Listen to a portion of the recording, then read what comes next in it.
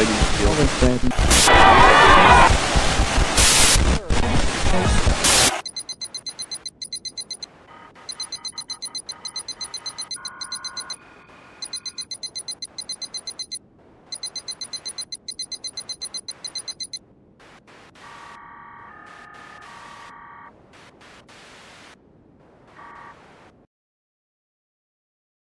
Hey, this is the second video I'm doing today, which you might say is a record, but paradoxically, or ironically, I guess would be a better way to say it, I came across this article as soon as I had finished the previous video, and it's in USA Today, and that's actually what is the surprising thing, is that this column it's an opinion column, and it's sad that we have to go to the opinion columns now for news on Democrat issues, that their scandals. But the title is, we need answers in Democrats' congressional IT drama. Something shady is going on, and former Democratic National Committee Chief Representative Debbie Wasserman Schultz doesn't want to talk about it. Paragraph, it starts off, first paragraph.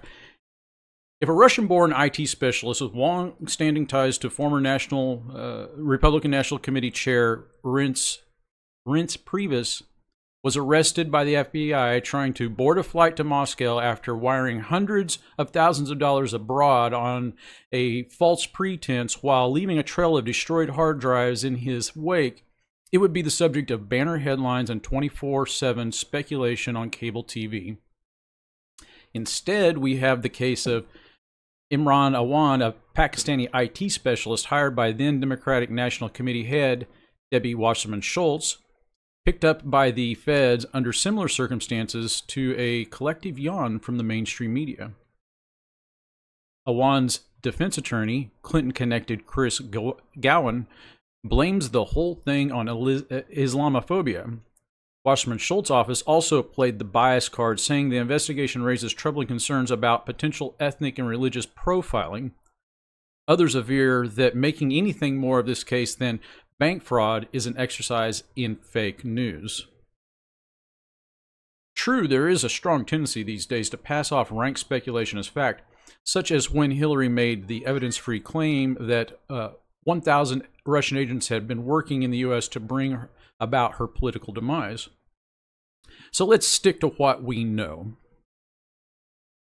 We have an extremely high-paid information technology technician and several of his family members working for many years with leading congressional Democrats, including some of the House Permanent Select Committee on Intelligence. They collectively pulled down millions of dollars since the early 2000s. Awan's main employer was the head of the DNC at the time of a major computer security breach. Awan and his family were involved in a series of sketchy financial transactions and have been implicated in misuse of data to which they had access, which includes personal emails and even the possibility of classified information. In February of 2017, members of the Awan ring were named in a House Security Service as suspects in a criminal investigation involving serious, potentially illegal violations of the House IT network.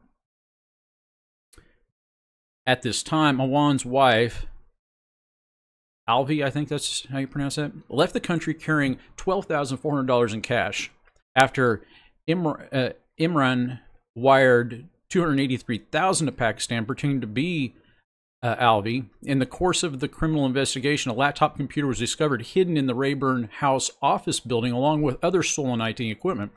And Wasserman Schultz personally threatened the chief of the U.S. Capitol Police with consequences if it was examined. And just to clarify this, because I doubt that most people even know about this. Let's look at this video and see if I can find it really quick. Do a quick search.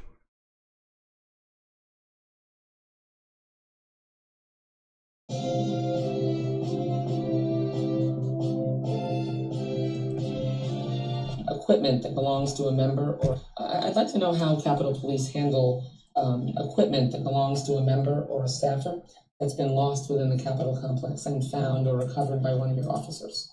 What happens? Sure. Well, it's processed on what's called a PD-81, which is a property record. And depending on the property, depending on how it's legitimately determined ownership, and generally turned it back over to the owner of the property. If they're part of an ongoing case, then there are other things that have to occur for that. So if a member says that they have equipment that's been lost and you find it, it would be returned to the member? In the general sense, yes. Okay.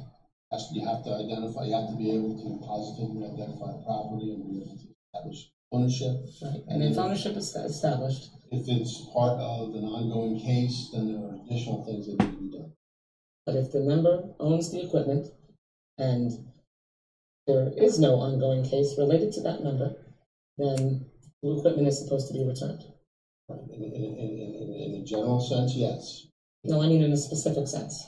If the member loses the equipment, says they lose the equipment, and it is found by the Capitol Police, it is supposed to be returned.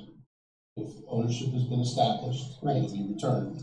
If it's subject to an ongoing investigation, there are additional things that need to be returned. But not an ongoing investigation related to the member. If the equipment belongs to the member, it has been lost, they say it's been lost and it's been identified as that member's, and the Capitol Police is supposed to return it. Correct? Well, it's not I can't give a yes or no answer on that because I know it's a simple yes or no answer. If you lose, if a member loses equipment, yes, and it is found by the Capitol Police or your staff, and it is identified as that member's equipment, and the member is not associated with any case, and that is their equipment, it is supposed to be returned. Yes or no? Depends on the circumstance. I don't understand how that's possible. Members' equipment is members' equipment. It is not, under my understanding, the Capitol Police is not able to confiscate members' equipment when the member is not under investigation. It is their equipment, and it's supposed to be returned. Well, I think there's extenuating circumstances in this case, and I think that working through counsel and necessary personnel, if that in fact is with the permission of the investigation, will return the equipment. So that's accomplished, I can't return the equipment. I think you're violating the rules when you conduct your business that way, and should expect that there would be consequences. I yield back. So, Debbie Wasserman Schultz essentially is threatening the chief of the U.S. Capitol Police with consequences if this laptop wasn't returned. Now, whatever might be on the hard drive of that laptop, we don't know, and it is in the possession of the U.S. Capitol Police at this point in time. But the fact that she was willing to threaten over this should raise huge red flags. But let's continue.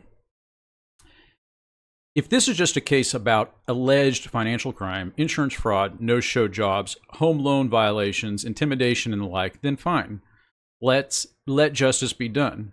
But given the fact that Anwan and his family were at the center of the democratic IT world, you don't have to be an Islamophobe or a fake news peddler to have some valid questions. Don't Democrats who were Anwan's potential victims want to know what happened?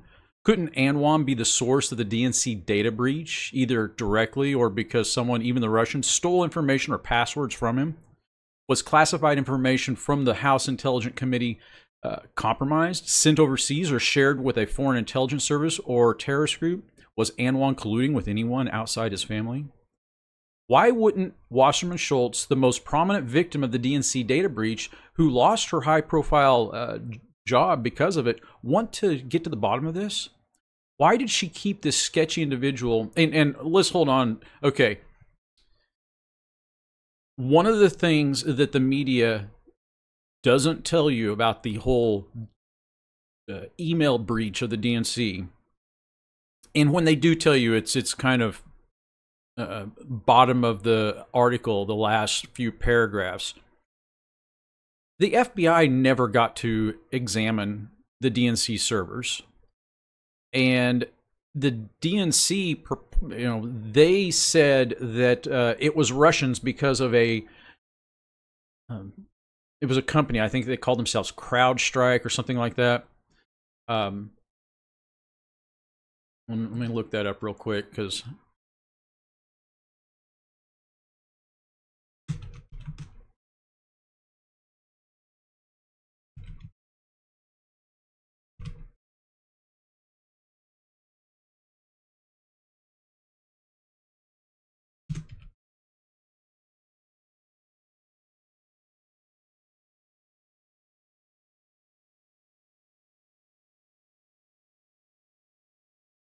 yeah, CrowdStrike.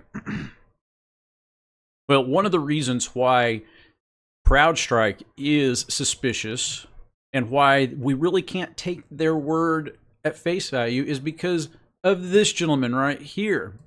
He's a huge DNC contributor and one of the bundlers. And in fact, he, if I remember right, he was also one of the super delegates. Let me substantiate that really quick.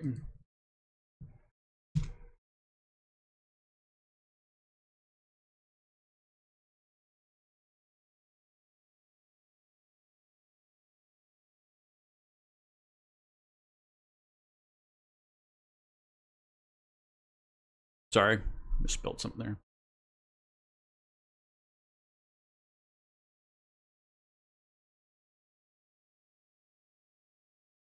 Here we go, right here.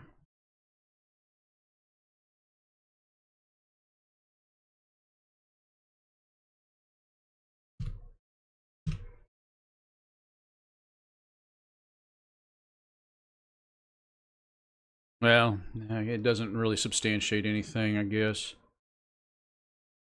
as far as him being a super delegate.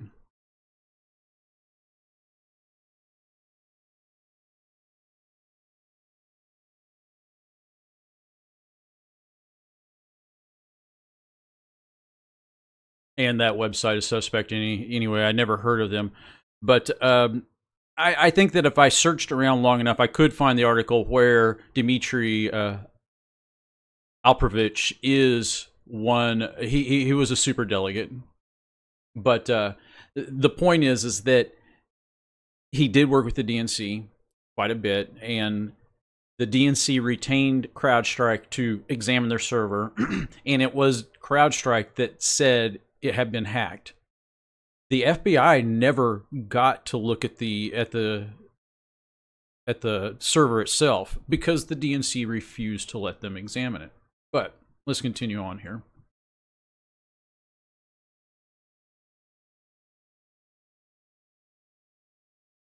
I believe that was the paragraph. Yeah. Why wouldn't Wasserman Schultz, the most prominent victim of the DNC data breach, who lost her high-profile job because of it, want to get to the bottom of this? Why did she keep this sketchy individual on her payroll long after his pattern of suspicious behavior was evident?